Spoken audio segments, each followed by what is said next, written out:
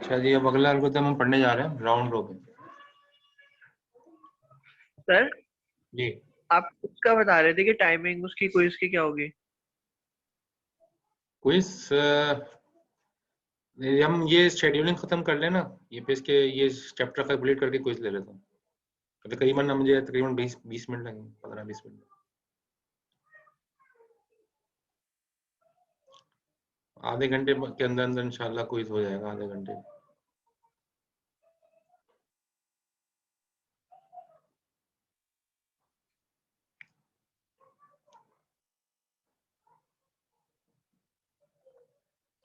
लोग आधे ही आए अभी तक, 18 पार्टिसिपेंट्स। अच्छा जी, राउंड रॉबिन एल्गोरिथम ये हमारा अगला एल्गोरिथम है जो कि पढ़ने जा रहे हैं, राउंड रॉबिन। ठीक है। अच्छा, राउंड रॉबिन एल्गोरिथम जो है ना वो बिल्कुल फीफो ही है। ये हमने पढ़ा था ना शुरू में, first come first serve, FIFO या फर्स्ट इन फर्स्ट आउट एक ही बात है। तो जो फीफो में हमने शुरू में पढ़ा था कि जो जॉब पहले आई थी उसको हमने पहले चलाया था, और जो जॉब बाद में आई थी उसको बाद में चलाया था।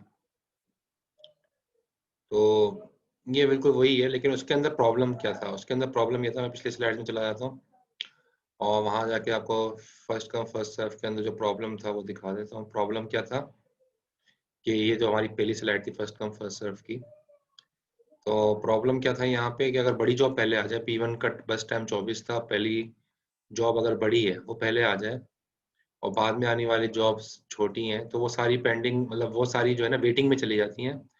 दूसरे लफ्जों में उनका वेटिंग टाइम बहुत ज़्यादा हो जाता है, क्योंकि जो पहली जॉब थी वो उसका टाइम ड्यूरेशन बहुत ज़्यादा था। तो बाद में आने वाली जॉब्स का जो टाइम है ना वो वेटिंग टाइम बढ़ जाता है। तो ये ड्रॉप एक था फर्स्ट कम फर्स्ट सर्व का। इसको मॉडिफाई किया गया फर्स्ट कम फर्स्ट सर्व को, और नया एल्गोरिथम लॉन्च किया गया जिसका नाम उन्होंने रखा राउंड रॉबिन एल्गोरिथम। तो राउंड रॉबिन एल्गोरिथम जो है ना वो भी बिल्कुल फीफो को ही मॉडिफाइड फॉर्म है। फर्क क्या है इसमें? फर्क ये है कि इसके अंदर टाइम क्वांटम का कॉन्सेप्ट दिया है। टाइम क्वांटम का मतलब क्या है? टाइम क्वांटम मींस कि इसके अंदर ना एक टाइम लिमिट लगा दी गई है कि हर प्रोसेस जो है वो इतना टाइम चलेगा, जिसको क्यू टाइम क्वांटम डिफाइन किया है। इतना टाइम स्लाइस जो है, इतना क्वांटम साइज हर हर प्रोसेस चलेगा। टाइम क्वांटम का साइज जो है 10 से 100 मिली सेकेंड के दरमियान होता है।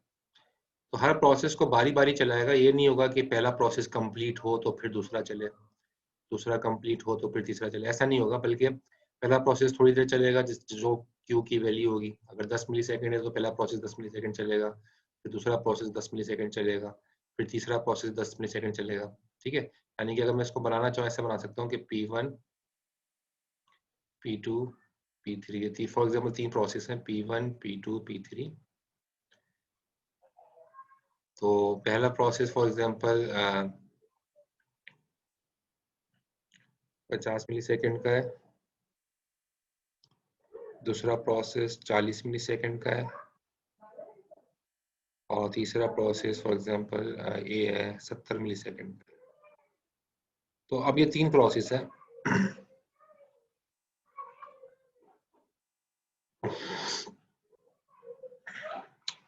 P1 50 milliseconds, P2 40 milliseconds and P3 70 milli seconds.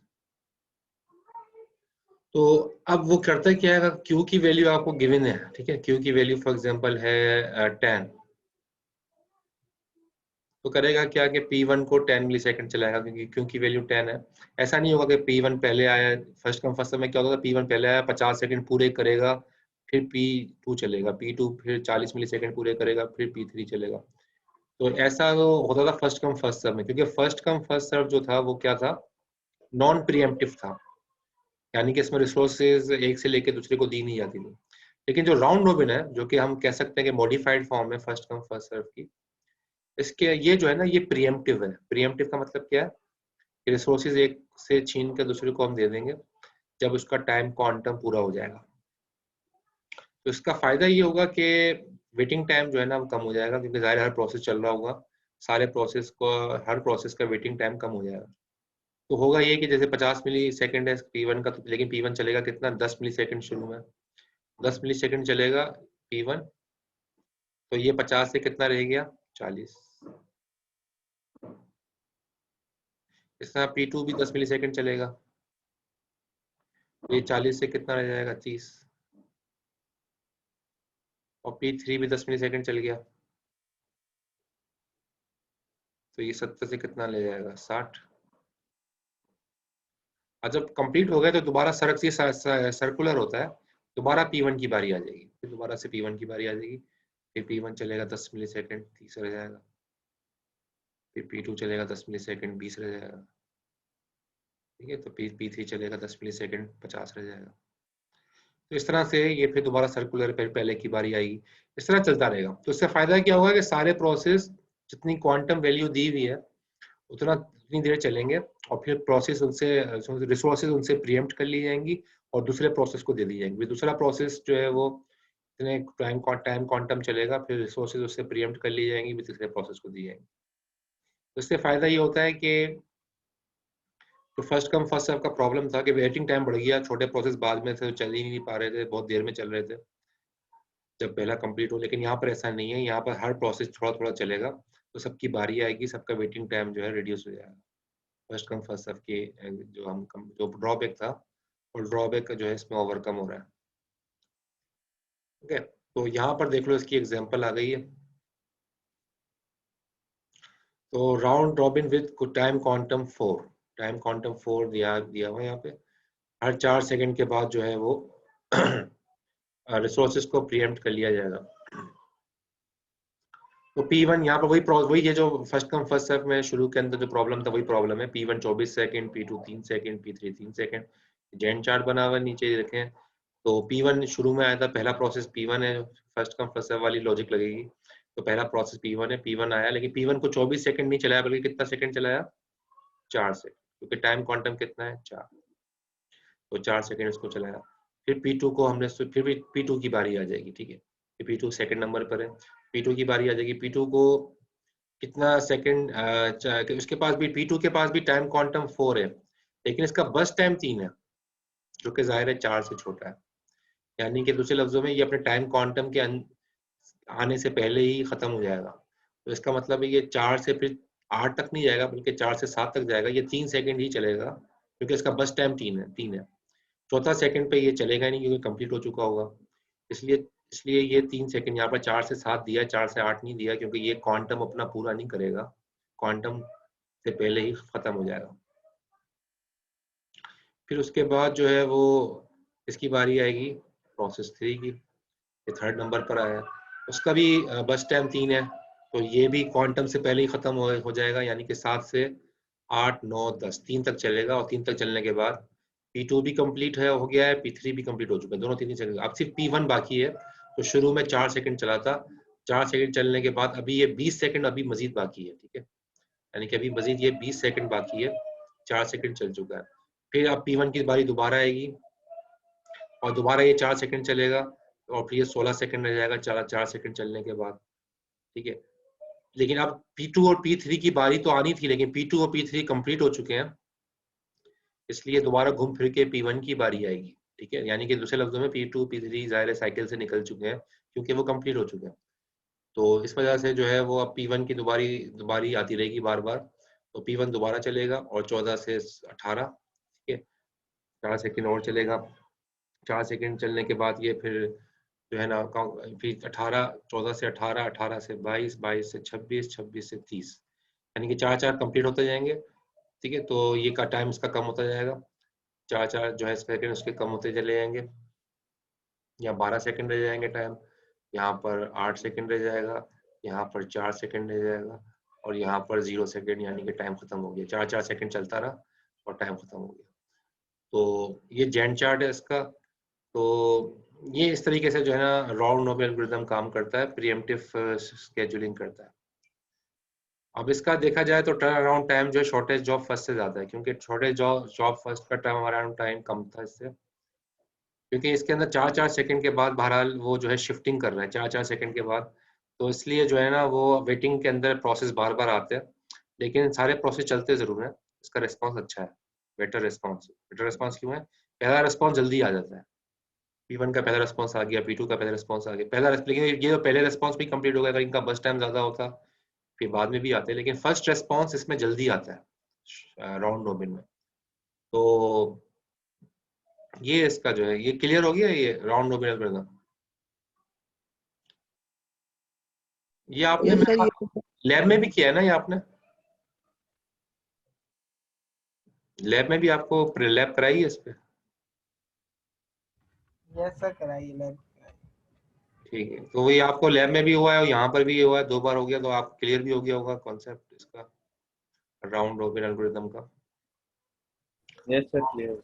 अच्छा, फिर राउंड रॉबिन जो है ना, वो कह रहे हैं जो क्वांटम की वैल्यू, क्यू का मतलब क्वांटम है, ठीक है, पेपर में भी अगर मैंने क्यू वैल्यू क्यू के आगे कुछ लिखूं उसका मतलब क्वांटम है।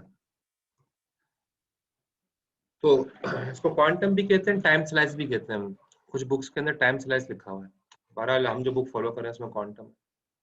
तो यहाँ लिखा Q should be large compare to context switch time, context switching से बड़ा होना चाहिए, यानी कि एक प्रोसेस को छोड़ के दूसरे प्रोसेस पे जाएगा, उससे कम से कम बड़ा होना चाहिए क्वांटम की वैल्यू। क्वांटम यूजुअली जो होता है वो 10 मिली सेकेंड से 100 मिली सेकेंड के दरमियान होता है, ठीक है। और कॉन्टेक्स्ट स्विचिंग का जो कॉन्टेक्स्ट स्विचिंग होती है वो लेस देन 10 माइक्रो सेकेंड होती है, माइक्रो सेकेंड बहुत कम होता है। फर्क पता है आप लोगों को मिली सेकेंड में और माइक्रो सेकेंड में?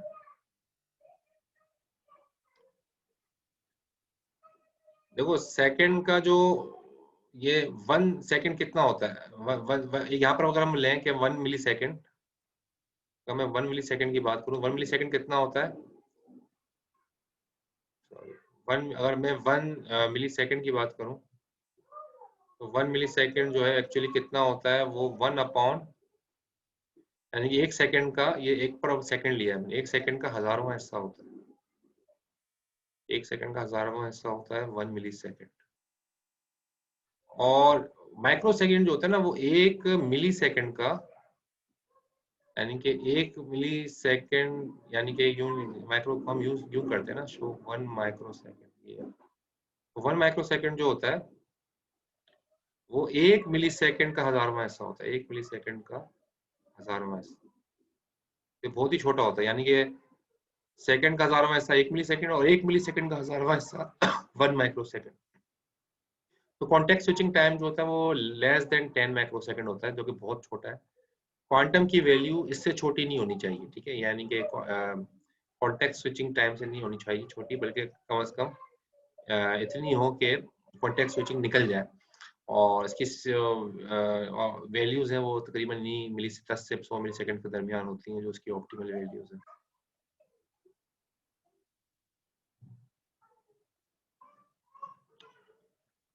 चलिए आगे चलते हैं, और यहाँ पर दिखा है time quantum and context switch time. अब टाइम क्वांटम आप देखें यहाँ पर, तो ये खत्म ही हो जाएंगे, चलिए टाइम क्वांटम यहाँ पर 12 है,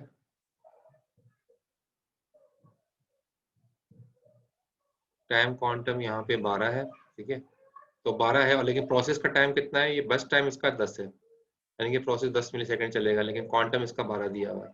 तो जाहिर है ये एक बिट कॉन्टेक्स्ट स्विचिंग नहीं होगी, क्योंकि ये पहले ही खत्म हो जाएगा, ये 12 से पहले ही खत्म हो जाएगा 10, ठीक है। तो कॉन्टेक्स्ट स्विचिंग कितनी होगी, 0, यानी कि कोई भी दूसरा प्रोसेस नहीं आएगा, उसकी बारी नहीं आएगी, क्योंकि इसका टाइम ही कम था, 10 था इसका टाइम, जो कि क्वांटम से भी कम है।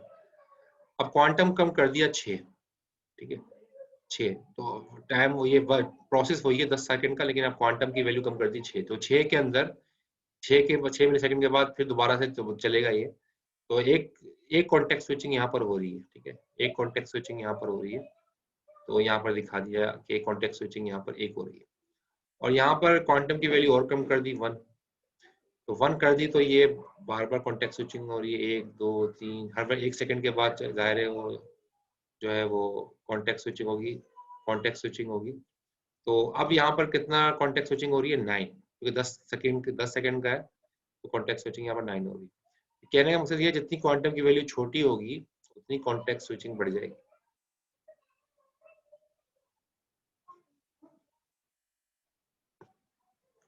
ठीक है, तो ये कुछ चीजें थी इसमें, बाकी ये वही दिखाया गया कि average turn around time different होता रहता है, क्वांटम की वैल्यू के लिहाज से उसका ग्राफ दिखा रहे हैं कि जैसे जैसे क्वांटम बढ़ता जा रहा है तो टर्न अराउंड टाइम भी डिफरेंट बिहेवियर अपना दिखा रहा है। बहरहाल ये तो स्टेटिक्स थी, ये तो मैंने ऐसे ही रख दिया था स्लाइड में, बाकी यहीं तक ही है आपका। ठीक है, ये चैप्टर कंप्लीट हो गया। सर ये कॉन्टेक्स्ट स्विच का कॉन्टेक्स्ट स्विच का मतलब है कि एक क्वांटम एक्सपायर हो गया, फिर दोबारा से वो प्रोसेस चलेगा क्वांटम एक्सपायर होने के बाद, जो कहते हैं कॉन्टेक्स्ट स्विचिंग। कॉन्टेक्स्ट स्विच में पहले ही बता चुका हूँ, एक प्रोसेस का सेव करके दूसरा प्रोसेस लोड किया जाता है, उसको कॉन्टेक्स्ट स्विचिंग कहते हैं।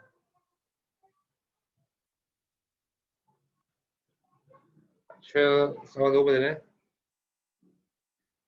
क्विज भी लेना है और अटेंडेंस भी लेनी है। सेकंड सेशन 25 पार्टिसिपेशन नजर आ रहा है, पार्टिसिपेंट्स नजर आ रहा है। 25 पार्टिसिपेंट्स में एक तो मैं खुद ही हूँ, तो 24 रहेगा, 6 लोग नहीं है।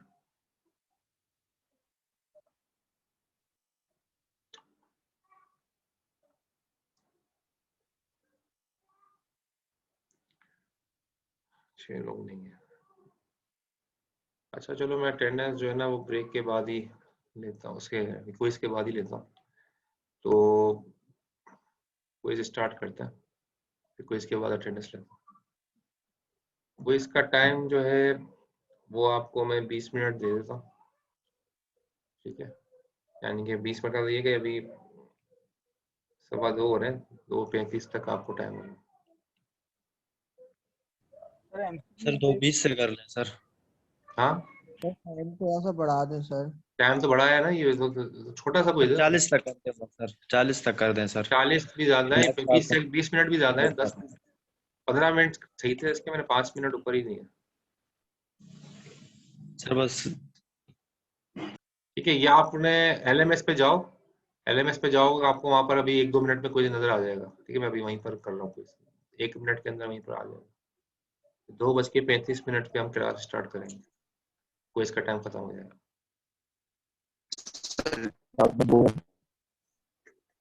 एंड कर रहे हैं।